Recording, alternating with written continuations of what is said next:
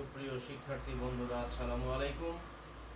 আশা করি আপনারা ভালো আছেন, সুস্থ আছেন এবং ভালো এবং সুস্থ থেকে আপনাদের মহান দায়িত্ব পড়ালেখাটুকু চালিয়ে যাচ্ছেন। প্রিয় বন্ধুরা, আজ আমি হাজির হয়েছি অনার্স থার্ড ইয়ার এবং প্রিভিয়াস মাস্টার্স অ্যাকাউন্টিং ডিপার্টমেন্টের ম্যানেজমেন্ট অ্যাকাউন্টিংয়ের একটি গুরুত্বপূর্ণ চ্যাপ্টার কস্ট ভলিউম থেকে আলোচনায়। কস্ট ভলিউম চ্যাপ্টার থেকে আপনাদের জন্য যে গুরুত্বপূর্ণ প্রশ্নটি আমি নিয়ে হাজির হয়েছি, সেই প্রশ্নটি 2012 সালের অনার্স পরীক্ষায় এসেছিল। আপনাদের হাতের পাশেই যদি প্রশ্ন ব্যাংকটি থাকে অথবা কমার্স পাবলিকেশনের বইটি থাকে, তাহলে দেখবেন সেখানে ন্যাশনাল ইউনিভার্সিটি 2012 সালে প্রশ্নটি এসেছিল। সেই প্রশ্নটি থেকে বিশ্লেষণ করতে যদি চাই, সেখানে দুটি সাল দেওয়া হয়েছে, 2011 এবং 2012। সেলস দেওয়া হয়েছে 11 সালে 6 লক্ষ টাকা, 2012 সালে 10 লক্ষ টাকা। প্রফিট দেওয়া হয়েছে 11 সালে ব্র্যাকেট 60,000 টাকা এবং 12 সালে হলো আমার 1 লক্ষ টাকা। তাহলে প্রফিট শব্দটি বলার পর যখন সেটা নেগেটিভ ব্যালেন্স থেকে থাকে, তাহলে সেটা কিন্তু আর প্রফিট থাকে না, সেটা কিন্তু লস হয়ে যায়। Best upon the above the calculate, উল্লেখিত তথ্যের আলোকে তুমি নিচের গুলো ক্যালকুলেশন করে দেখাও। 1 নাম্বার বলছে সিএম রেশিও অর্থাৎ কন্ট্রিবিউশন মার্জিন রেশিও। 2 নাম্বার বলেছে আমাদের ফিক্সড কস্ট। 3 নাম্বার বলেছে break even point. 4 number amount of profit when sales increase by 1 lakh টাকা। এমএস অর্থাৎ margin of safety at a profit of টাকা 60,000 টাকা। তাহলে এই প্রশ্নটা বিশ্লেষণ করে আমরা যেটা পেলাম তা হলো এই অঙ্কটিতে দুটি সাল দেওয়া হয়েছে, দুইটা সেলস দেওয়া হয়েছে, দুইটা প্রফিট দেওয়া হয়েছে। আমি আপনার তারকা চিহ্নিত 3 নাম্বার স্টার চিহ্ন দিয়ে ব্যাখ্যা করেছিলাম যে যখনই কোনো প্রশ্নে দুটি সেলস থাকে, দুইটি কস্ট থাকে বা দুইটি প্রফিট থাকে, তখনই আমাদেরকে ভ্যারিয়েবল কস্ট রেশিও নির্ণয় করার মাধ্যমে অঙ্ক শুরু করতে হয়। এই ভ্যারিয়েবল কস্ট রেশিও নির্ণয় করার সূত্রটি আবার difference in cost divided by difference in sales শেষে ইনটু 100। তাহলে ডিফারেন্স ইন কস্ট মানে কিন্তু দুইটা ব্যয়ের মধ্যকার পার্থক্য। দুইটা ব্যয়ের মধ্যকার পার্থক্য তো দূরের কথা, একটা ব্যয়ও কিন্তু আমাদের দেওয়া নাই। তাহলে আমি যতক্ষণ পর্যন্ত ব্যয় বের করতে পারবো না, ততক্ষণ পর্যন্ত কিন্তু ডিফারেন্স ইন কস্ট নির্ধারণ করতে পারবো না। এই কারণেই আমাকে ডিফারেন্স ইন কস্ট বা দুইটি ব্যয়ের মধ্যকার পার্থক্য পাওয়ার লক্ষ্যে আগে আমাদেরকে টোটাল কস্ট নির্ধারণ করতে হবে। প্রিয় বন্ধুরা, তাহলে টোটাল কস্টের সূত্রটা হলো সেলস মাইনাস প্রফিট। কারণ আমরা কিন্তু জানি যে টোটাল কস্টের সাথে মুনাফা যোগ করে পণ্যের বিক্রয় মূল্য নির্ধারণ করা হয়। তাহলে টোটাল কস্টের সাথে মুনাফা যোগ করে যদি বিক্রয় মূল্য নির্ধারণ করা হয়, তাহলে বিক্রয় মূল্য থেকে সেই মুনাফার অংশ বাদ দিলেই কিন্তু টোটাল কস্টের পরিমাণটুকু পাওয়া যায়। টোটাল কস্ট আমি কেন বের করব? কারণ অঙ্কটা সমাধান করতে গেলে কিন্তু আমার ডিফারেন্স ইন কস্ট লাগবে। ডিফারেন্স ইন কস্ট মানে হলো দুইটা ব্যয়ের মধ্যকার পার্থক্য। তো দুইটা ব্যয়ের মধ্যকার পার্থক্য তো পরের ব্যাপার, তাহলে দুইটা ব্যয়ই যদি আমার না থাকে, তাহলে পার্থক্য করব কার? এই কারণেই আমাকে সর্বপ্রথম কি করতে হবে? টোটাল কস্ট আমাদেরকে বের করে নিতে হবে। টোটাল কস্টের সূত্র হলো সেলস মাইনাস প্রফিট। যেহেতু এখানে সাল আছে দুইটা, 2011 এবং 2012, তাহলে সেই কারণে আপনি লিখবেন ফর 2011 ফর 2012। 2011 সালের সেলস প্রশ্নে 6 লক্ষ টাকা আছে এবং 12 সালের সেলস আমার 10 লক্ষ টাকা আছে। দুইটাতেই মাইনাস, কারণ সূত্রের মাইনাস।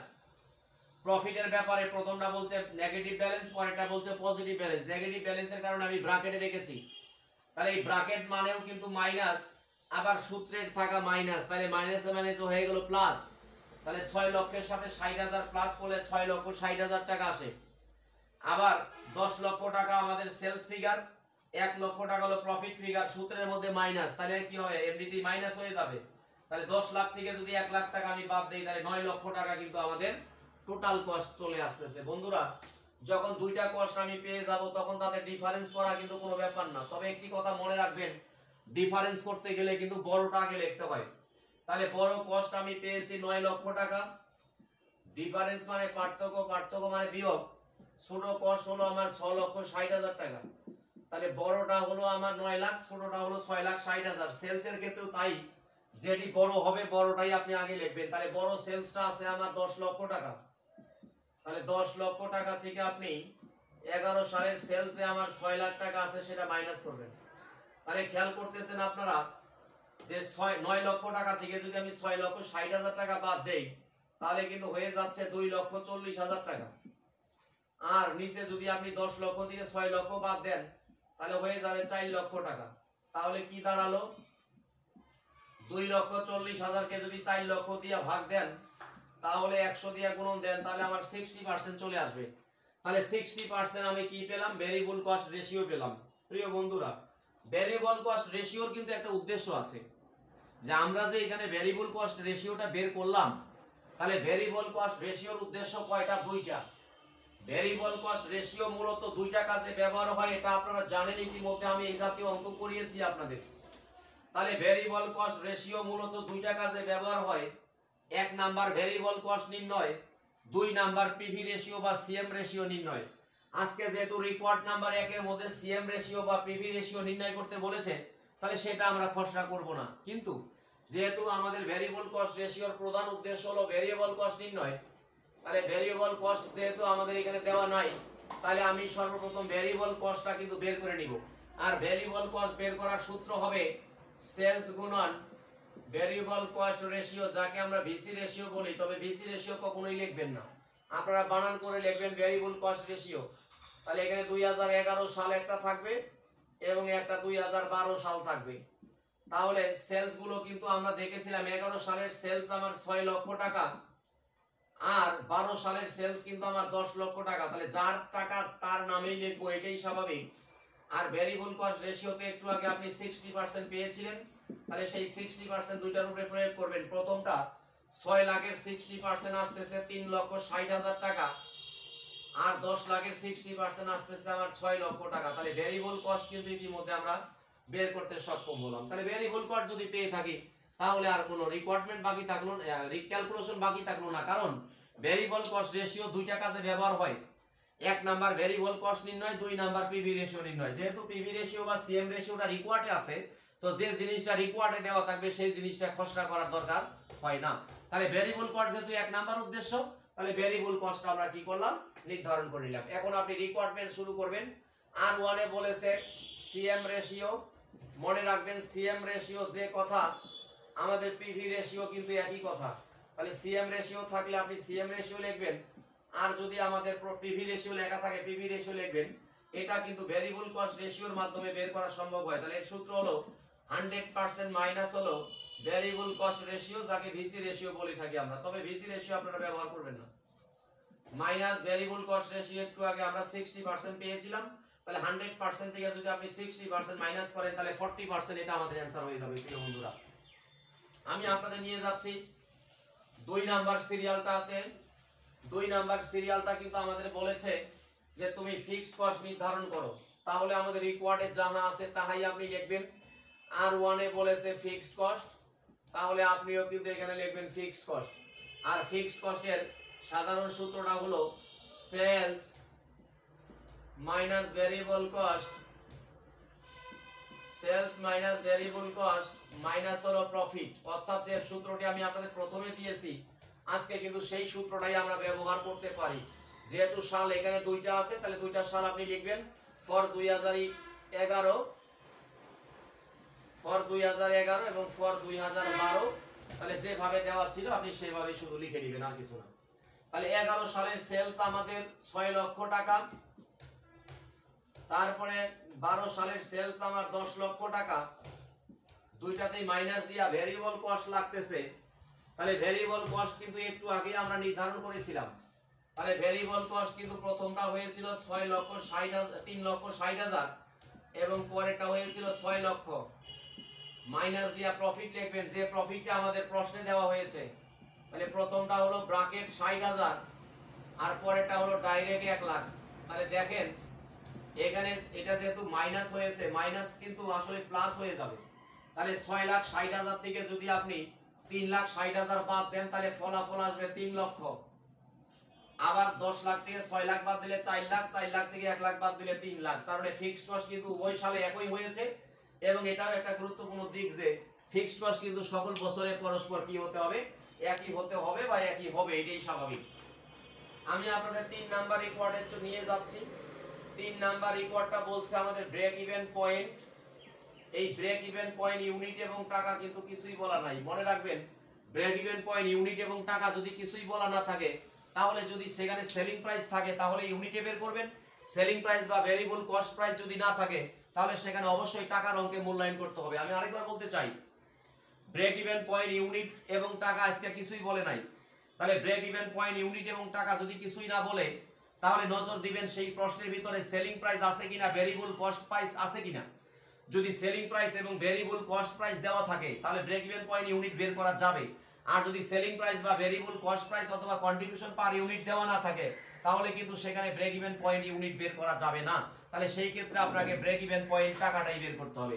তাহলে সেই ক্ষেত্রে ব্রেক ইভেন পয়েন্ট টাকার সূত্র, সবচেয়ে পপুলার সূত্র যেটা, অর্থাৎ সবচেয়ে মনে রাখার সহজ যে সূত্রটি, সেটি আপনি ইউজ করবেন। তার নাম হলো ফিক্সড কস্ট প্লাস হলো পিভি রেশিও, বা এটাকে আপনি সিএম রেশিও বলতে পারেন। পিভি রেশিও লেখেন আর সিএম রেশিও লেখেন, এখানে কিন্তু আজকে আলাদা করার দরকার নাই। আলাদা আমি কেন করব না, ফিক্সড কস্ট যেহেতু সবার একই এসেছে, ফিক্সড কস্ট যদি সবার একই এসে যায় তখন কিন্তু এটা আলাদা করার দরকার হয় না। সেটা শুধুমাত্র আপনি এমনিতেই ধারাবাহিকভাবে লিখে ফেলবেন। তাহলে দেখেন, আমি কিন্তু পিভি রেশিও বা সিএম রেশিও নির্ধারণ করেছিলাম কিন্তু 40%। তাহলে 3 লক্ষকে আপনি কি করবেন, 40% দিয়ে ভাগ দিবেন। তাহলে এখানে 3 লক্ষ টাকা হলো আমার, ক্যালকুলেটর ব্যবহার করতে যাচ্ছি, এখানে 3 লক্ষ টাকাকে আপনি কি করবেন, ভাগ দিবেন 40% দিয়ে। তাহলে ফলাফল এসে যাবে 7,50,000 টাকা। তাহলে 7,50,000 টাকা। যতই ক্যালকুলেটর আসবে আপনি ততই লিখবেন নিঃসন্দেহে।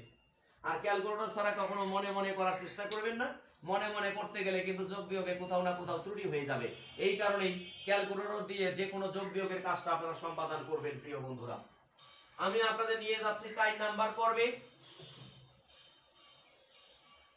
4 নাম্বার পর্বে যে বিষয়টা আমাদেরকে বলে দেওয়া হয়েছে যে অ্যামাউন্ট অফ প্রফিট, অর্থাৎ তুমি প্রফিট নির্ধারণ করো।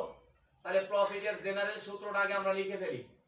প্রফিট যেহেতু নির্ধারণ করতে বলছে, প্রফিটের সূত্র হলো sales minus variable cost minus fixed cost. যদি বা ভেরিয়েবল কস্ট আমি সংক্ষিপ্ত করেছি, আপনারা সংক্ষিপ্ত করবেন না। তাহলে ফর 2011 ফর 2012। আজকে এখানে একটা গুরুত্বপূর্ণ কথা বলা হয়েছে, তা দেখেন যে এখানে কিন্তু আমাদের amount of profit when sales increase by 1 lakh. তার মানে তুমি প্রফিট নির্ধারণ করো, যদি প্রফিটের পরিমাণ 1 লক্ষ টাকা বাড়ানো হয়, সরি সেলসের পরিমাণ 1 লক্ষ টাকা বাড়ানো হয়, তাহলে সেলসে আমি 1 লাখ টাকা বাড়াবো, এটা কি 11 সাল বাড়াবো না 12 সাল বাড়াবো, এমন কি কিছু বলা আছে? না। তাহলে 11 সাল বাড়াবো না 12 সাল বাড়াবো সেটা যেহেতু বলা নাই, তাহলে 11 সালকেও বাড়াইতে হবে, 12 সালকেও বাড়াতে হবে প্রিয় বন্ধুরা। তাহলে 11 সালের সেল ছিল আমার 6 লাখ, 1 লাখ টাকা বাড়াতে বলেছে, তাহলে হবে 7 লাখ। 12 সালের সেল ছিল আমার 10 লাখ, 1 লাখ বাড়াইতে বলছে, তাহলে হয়ে যাবে আমার 11 লক্ষ। মাইনাস দিয়া ব্র্যাকেট শুরু করব। সেলসের উপরে যেহেতু আমাদের ভেরিয়েবল কস্ট নির্ভর করে, তাহলে সেল যেহেতু বৃদ্ধি পেয়েছে তাহলে ভেরিয়েবলটাও বৃদ্ধি পাবে। আর এটার নিয়ম কিন্তু আমরা জানি, ভেরিয়েবল কস্টের পরিবর্তে লিখতে পারি সেলস গুণন ভেরিয়েবল কস্ট রেশিও। তাহলে সেলস গুণন ভেরিয়েবল কস্ট রেশিও যদি লিখতে পারি, তাহলে ভেরিয়েবল কস্ট রেশিও তো আমরা 60% বের করেছি, তাহলে সেই 60%টাই জাস্ট এখানে সেলসের টাকার উপরে প্রয়োগ করবেন, তাহলেই ভেরিয়েবল কস্ট পাওয়া যাবে। আর ফিক্সড কস্ট কিন্তু আমরা উভয়ের জন্য 3 লক্ষ টাকা নির্ধারণ করেছিলাম। তাহলে 3 লক্ষ টাকা ফিক্সড কস্ট যেহেতু বের করতে সক্ষম হয়েছিলাম, তাহলে এখন জাস্ট খালি ফলাফলটা আপনি এনে দিবেন, অঙ্কটা হয়ে যাবে প্রিয় বন্ধুরা। আমি ক্যালকুলেটর ইউজ করতে যাচ্ছি। তাহলে 7 লক্ষ টাকার উপরে আগে আপনি 60% প্রয়োগ করবেন, যা হয় তার সাথে আপনি 3 লক্ষ টাকা প্লাস দিবেন, কারণ মাইনাসে মাইনাসে কি হবে, প্লাস হবে। এবং প্লাস হওয়ার পর এটা বাদ যাবে কত থেকে, 7 লাখ থেকে বাদ যাবে। তাহলে এটা কিন্তু মুনাফা হলো না, বরং 20,000 টাকা মুনাফা হলো না, বরং 20,000 টাকা আমার লস হয়ে গেল। তারপরে আসেন 11 লাখের 60% আপনি কি করবেন, কেটে নেবেন। তাহলে 11 লক্ষ টাকা যেটা আছে, 11 লক্ষ টাকার উপরে আপনি 60% কাটলে ভেরিয়েবল কস্ট পাবেন, এবং এর সাথে আপনি যোগ দিবেন কত, 3 লক্ষ টাকা ফিক্সড কস্ট। যোগ করার পরে যা হবে এই টাকাটা আপনি আবার 11 লক্ষ টাকা থেকে আপনি বাদ দিবেন, তাহলে ফলাফল আসতেছে 1,40,000 টাকা। এটা মুনাফা ব্যালেন্স, কারণ এটা পজিটিভ ব্যালেন্স এসেছে। পজিটিভ ব্যালেন্স যদি আসে তাহলে সেটা মনে করতে হবে প্রফিট হয়েছে, আর যদি নেগেটিভ ব্যালেন্স আসে তাহলে বুঝতে হবে মাইনাস ফিগার বা নেগেটিভ ফিগার বা লস ফিগার হয়েছে। দেখেন 7 লাখের 60%, 7 লাখের 60% কাটলে হবে 4,20,000। এই 4,20,000 সামনে মাইনাস, আবার 3 লাখের সামনে মাইনাস, তাহলে মাইনাসে মাইনাসে করতে হবে প্লাস, তাহলে 3 লক্ষ আর হলো 4,20,000, তাহলে হয়ে গেল 7,20,000। তাহলে 7 লক্ষ থেকে যদি 7,20,000 বাদ দেই তাহলে কিন্তু মাইনাস ফিগার আসবে 20,000। মাইনাস ফিগারটাকে এখানে লস অর্থে মূল্যায়ন করা হচ্ছে প্রিয় বন্ধুরা। আমি আপনাদের পঞ্চম নাম্বার বিষয়ে নিয়ে যাচ্ছি। পঞ্চম নাম্বারটা বলা হয়েছে মার্জিন অফ সেফটি তুমি নির্ণয় করো। তাহলে মার্জিন অফ সেফটির সাধারণ সূত্রটা আপনাকে আগে লিখতে হবে। মার্জিন অফ সেফটির সাধারণ সূত্র হলো actual sales minus break even sales. Actual sales minus break even sales. এখানে অ্যাকচুয়াল সেলসটা কিন্তু আসলে এই প্রশ্নে থাকা সেলসকে অ্যাকচুয়াল সেলস বলা যেত, তবে আজকে বলা যাবে না। কারণটা কি? মার্জিন অফ সেফটির সাথে আজকে প্রফিট যুক্ত আছে। মনে রাখবেন, মার্জিন অফ সেফটি নির্ণয় করতে গেলে যদি সেখানে প্রফিট যুক্ত করে দিয়ে দেয় বা মার্জিন অফ সেফটির ক্ষেত্রে যদি প্রফিট যুক্ত থাকে, তাহলে এই প্রফিট যুক্ত সেলসকে কিন্তু আসলে অ্যাকচুয়াল সেলস বলা যায় না। প্রফিট যুক্ত সেলসকে তখন টার্গেট সেলস বলা হয়। তার মানে অ্যাকচুয়াল সেলসটা টার্গেট সেলস হয়ে যাবে। তখন তার সূত্র হলো fixed cost plus earn profit, fixed cost plus earn profit by হলো পিভি রেশিও, পিভি রেশিও অথবা আপনি সিএম রেশিও লিখতে পারেন, মাইনাস ব্রেক ইভেন সেলস। আপাতত আমি বানান করে লিখতেছি, মানগুলো একবারে বসিয়ে দিব। তাহলে এখানে ব্রেক ইভেন সেলস বলতে ব্রেক ইভেন পয়েন্ট টাকা যেটা সেটি একটু আগে আমরা বের করেছি সেটা। তাহলে ফিক্সড কস্ট আমরা বের করেছিলাম 3 লক্ষ টাকা এবং এখানে প্রফিট অর্জন করতে বলছে তারা 60,000 টাকা। সিএম রেশিও বা পিভি রেশিও আমরা 40% বের করেছিলাম। আর ব্রেক ইভেন সেলস কিন্তু ব্রেক ইভেন পয়েন্ট টাকা যেটা, ব্রেক ইভেন পয়েন্ট টাকা কিন্তু আমরা 7,50,000 টাকা বের করেছি। তাহলে ফলাফলটা আমি একবারে আনতেছি, তবে আপনারা চেষ্টা করবেন একবারে না নিয়ে এসে ভেঙে ভেঙে নিয়ে আসা। তাহলে 3 লাখের সাথে 60,000 যদি যোগ করি তাহলে 3,60,000 হবে। একে ভাগ দিব আমি কত পার্সেন্ট দিয়ে? 40% দিয়ে। তাহলে ফলাফল আসতেছে আমার 9 লক্ষ টাকা। এই 9 লক্ষ টাকা থেকে ব্রেক ইভেন সেল যেহেতু 7,50,000 ছিল, তাহলে 9 লক্ষ থেকে 7,50,000 যদি বাদ দেন তাহলে কিন্তু 1,50,000 টাকা বের হয়ে আসবে। প্রিয় বন্ধুরা, আজকে আমি আপনাদের কস্ট ভলিউম থেকে একটা গুরুত্বপূর্ণ অঙ্ক নিয়ে কথা বলেছি। আগামী দিন এরপরে আবারও কস্ট ভলিউম থেকে আরো 2-1টি গুরুত্বপূর্ণ অঙ্ক নিয়ে আপনাদের মাঝে হাজির হব। সে নাগাদ আপনারা ভালো থাকেন, সুস্থ থাকেন, আমার দেওয়া অঙ্কগুলো সুন্দরভাবে করতে থাকেন, সালের অঙ্কগুলো বারবার করতে থাকেন, পরীক্ষার জন্য ভালোভাবে প্রিপারেশন নিতে থাকেন। প্রিয় বন্ধুরা, আমি বিদায় নিচ্ছি কস্ট ভলিউমের আজকের পর্ব থেকে। ভালো থাকেন, সুস্থ থাকেন, দেখা হবে আগামী ক্লাসে। সে নাগাদ আল্লাহ হাফেজ।